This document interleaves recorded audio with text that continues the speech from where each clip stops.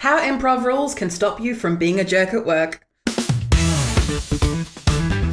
If you're tired of the old cookie-cutter marketing advice and want to take your personal brand to the next level with bold, actionable strategies that truly reflect you, you're in the right place. Let's untangle your marketing mayhem with Zoe, the video confidence coach, on the Unboring Your Brand podcast. Unboring Your Brand was recorded on Wadawurrung land.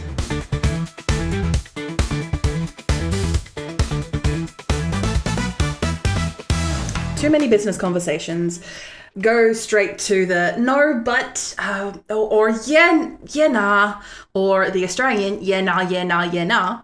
Now, is that a yes or a no? There is a quiz below. Make sure you check that out. The best way to put it is, especially with business conversations, there's a lot of stop fast, full stops to any sort of ideas or thoughts, just quicker than a, knockoff on Friday. But if you want to build a small business or build a brand that thrives, creates cool stuff, and doesn't make people hate meetings or being pitched by you, it's time to get friendly with yes and. I know. So, drum roll please. So for those who may not have the pleasure of being in any sort of improv situation, I tip my hat off for you. Congratulations on avoiding this, but I'm going to bring you in now. So I'm going to tell you what yes and is. So just yes and in italics. So what improv is theater exercises where you improvisationalize a scene, a conversation, usually with another person or another couple of other people. And the one rule when it comes to classic improv is you accept what is offered and then add to it. You don't dismiss what is the scenario that is happening in front of you or what you are walking into. You don't dismiss it outright. You say yes and. You add on top of it. Now, what does improv in the theatre world have to do with business? We are all faking this. We are all just holding on by the seat of our pants because none of us have lived 1,000 lives as being a business owner to be able to know exactly what to do at every single moment. Yes, some of my older clients may have a lot of experience in their particular industry and niche, but things are constantly changing and constantly evolving. There's things that worked in the past that are definitely not going to work now. I love you and I thank you, but cold calling is not my thing. Hi. But in business, it means that building ideas need to be fostered and grown upon and not just stomped out at the first opportunity. This helps conversations, not just with your clients, not just with potential clients, but also with staff and with any, contractors or anyone that you're bringing into your team to help you out. It keeps conversations open, playful, and productive. Even the ones that are a bit weird and may not seem like, the exact solution to the situation that you're having or the problem that you're experiencing within your business. You're allowed to use the yes and approach just to see where the situation goes. And if you're given enough time and you think, it's not getting to where I want, you can yes and it and loop it back around so you can get back to the goal at hand. So why is yes anding a game changer in a business? Now, of course, I'm talking to my personal brand builders. At the end of the day, you are a business owner because you are giving your experience, your knowledge, or your work, or your time, or your hours for money. You are a business owner. And you may be a contractor, but you're also a business owner at the end of the day. So, welcome on board. Thank you. Make sure you have your ABN registered. Yes anding stops idea killing in its tracks. It encourages collaboration with whoever you're talking with, even if you're just doing it with yourself, you're having a conversation with yourself about some sort of marketing query or problem, or even just an area in your business. If you're feeling stuck, using the yes and principle allows you to expand your thoughts. And even if it's not fully baked, give you an idea or an MVP, as I like to call it, a minimum viable product, which is something that is cheap, easy, and quick for you to make that you can start running with at a moment's notice to help you generate money or generate leads, which will then lead into money or other things that have to do with business terms. So when it comes to yes-anding, this builds confidence in yourself and your team, if you have one, or even in just like the people around you, gives them the confidence to keep showing up creatively. And if you work with clients quite heavily, especially in creative fields, being able to use this yes-anding, especially for people who are very quick to shut off ideas immediately, I highly recommend. So say, for example, I was working with a woman a couple of years ago now. Yes, we were a couple of years ago now. And she, we'd talked maybe once or twice for, say, 10 to 15 minutes previous to this, and we were having a sit-down meeting. Now, this was before I did my discovery forms, and these were before I did my 15-minute conversations, where I got a better idea of who I was talking with before we agreed to, say, have a sit-down meeting. I traveled all the way there, all that good stuff. And I had done a lot of research onto her industry and target market. And essentially what we were doing is we were brainstorming and pitching ideas. She knew that she wanted to work with me. Awesome. Cool. Thank you. Thank you so much for that. But she also knew that she had a very distinct idea in her head. And I later found out that she was more testing me to see if I could vocalize that thought and idea in her head. And I'm not a genie. I am not a magician. I'm not one of those mesmerists. I am not here to make your thoughts come to reality just because you've had them in your head. Yes, I am a professional in the marketing space, and I am a personal branding and video marketing coach. But you can't expect someone, especially someone who you've just met, to magically turn things around for you. And especially when I am bringing her research, I'm bringing her, these are what your, industry fellows are doing. Here is what you need to do differently to stand out from them. Here are the people that you were targeting. I did a very in-depth research into her customer target market to get a really clear idea of what they want and what they expect, but also, more importantly, what they don't expect, to then be able to stand out in front of them and their market, and what they ultimately showcase the solution to their problem. And she just kept shooting them down. Every single idea I had, she kept shooting it down. To the point where I was getting to my last couple of ideas, and I'm like, okay, I need to stop this. So I stopped the conversation and I said, okay, it's very clear that something's going on. None of the ideas none of them are getting past like my first 2 dot points. So you're clearly not interested in how this works. What is your idea? What have you seen? What do you want to replicate? And then from there, we were able to talk, get a bit more of a foundation, and then I was able to yes and from that situation, or the idea that she had laid out, to the point where I could start incorporating the ideas that she had already poo-pooed, but transform them in a different way by using yes and to be able to get my point across. And then in the end of the day, we ended up working together and it was all fine. And when it comes to, now of course, that example that I just showed you may not happen every single day.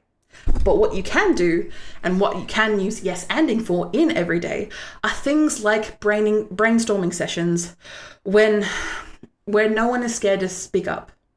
No one is scared to give their thoughts and ideas, even if it sounds crazy. The idea is that's the point of a brainstorming session. It's to brainstorm. You can also use yes anding in client calls where you explore ideas together, very much like the example that I had before, instead of defaulting to, I don't think that will work, or I don't think we can do that, immediately poo-pooing the ideas. Now, of course, when it comes to certain clients, and especially we'll give your discretion here, there's a couple of times where some clients can feel very big for their budgets, is what I like to say. And sometimes you might need to rein them in a bit, but let them explore their thoughts and explore their ideas. And then once it gets to a reasonable level, as the expert and professional that you are, then you can start reining them in, being like, okay, we can have that, expensive idea, but we're going to bring it back to something that we can do within your budget. And another thing that you can do on the day-to-day is utilizing yes anding in social media content planning that doesn't feel like you're pulling teeth every single week, month, week, fortnight. Whenever you're doing social media, using that yes anding principle to be able to build upon especially concrete ideas and things that you've already had in the past regarding your brand, using the yes anding principle to explore the other options may be useful for you, and also stop your railroad thinking, especially when it comes to the way, all the things that you talk about in your brand. So let's go through the big differences between yes anding and yes but. Yes, but. Now, as you can imagine, with yes, but, now I'm putting emphasis on that but there, mainly just because I want to say but. But with that, it very much sounds like a rejection in a polite outfit, like in a nice suit, just someone coming and slapping you across the face. That is very much what it feels like when you are saying but. Now, of course, this comes in people's vocabulary. You say yes, yes, yes, but, because you need to bring things back to the real world. Now, I ask you and I implore you to start recognizing that within the way that you speak or the way that you talk to clients. Now, say, for example, if you are in a very hard and fast industry, or, for example, you're in something where they're asking for the world, but they don't have the budget for it, you're allowed to say yes and invites the expansion, exploration, and more innovation. And then be able to lay out the facts, but not in a, there I did it again, not in a yes but way, but in a yes and here is what we can do, or out of what we've talked about, here is what we can achieve with your budget. Because yes, we are yes anding to bring people on board, but also allow people to trust us more, because we're not automatically shooting their ideas down, especially in creative fields. When it comes to your personal life too, you can also use and but. Look at me, Zoe, being able to explore opportunities outside of just business. It's almost like I'm human too. So when it comes to yes anding, and especially because it's all connected, as you can imagine, with both your personal and your professional life, this also helps with the relationships or with any dramas that you may be having with family, friends, flatmates, or when it even has come time to choosing dinner. You're an adult. You're allowed to make dinner, or you're allowed to choose 2 or 3 things together. You're allowed to explore what yes anding can possibly do for you in your personal life. It makes you a better listener and a better communicator.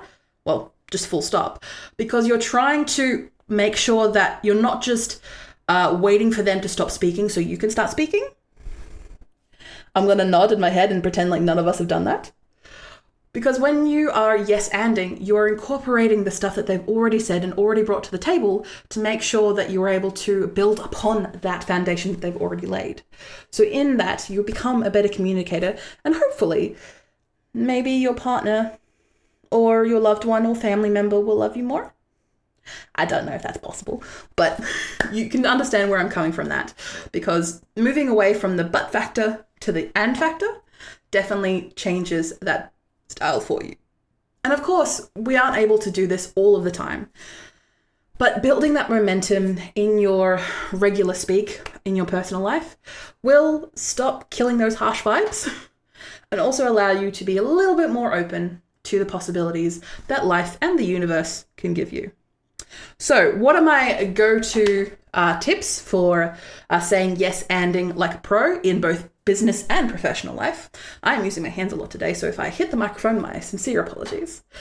You can start by actually listening before responding. You are allowed to take a pause after someone has said something and then formulate a response and build upon, because you are yes anding as opposed to yes but. Yes but. For those who aren't watching the podcast on YouTube, hi, I'm using my hand and just smacking you down. Yes, but. But yes and allows you to open up the conversation and again, build upon, as I've just discussed. You can an even better idea that isn't perfect is still better than something that is completely dismissed. You can build upon something that is already pre-existing. You can't build on something that's not there. So it is also especially useful for those of my clients and my potential clients who find themselves being crippled by self-doubt. Yes, I might be nervous, and I'm going to do it anyway. Yes, I'm worried about how this will turn out or what backlash I'm going to receive, and I'm going to do it anyway.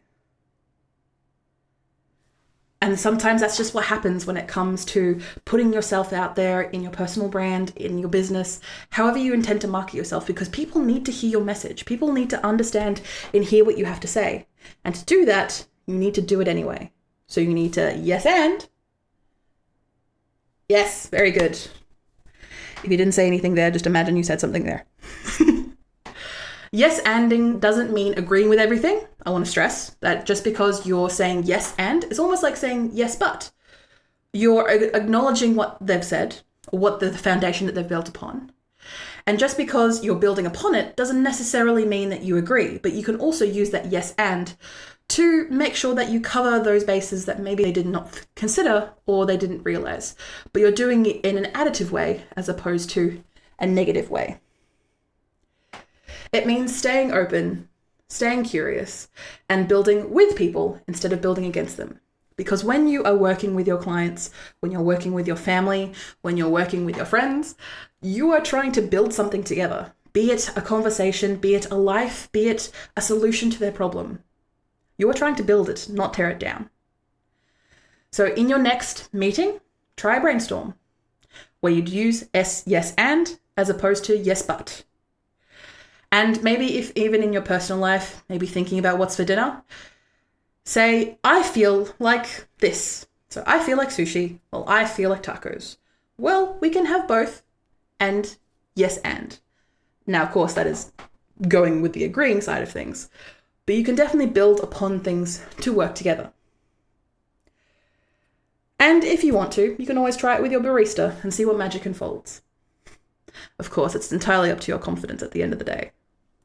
But I look forward to seeing you on the next episode of the Unboring Your Brand podcast. Thank you for listening or watching Unboring Your Brand. You can find detailed show notes with tools, offers, and episode transcriptions. Just click the first link in the description or go to vcc.training/podcast. Get involved and ask me anything about personal branding, video strategy, or just a friendly small business chat via my email, g'day@vcc.training. That is gday@vcc.training. The Video Confidence Coach would like to acknowledge and pay my respects to the Wadawurrung people of the Kulin Nation, the traditional custodians of the land on which I record my podcast. I pay my respects to their elders, past and present. I stand with the traditional custodians of these lands in working towards a more equal future. Always was, always will be Aboriginal land. Look forward to me chatting at you next week, superstars.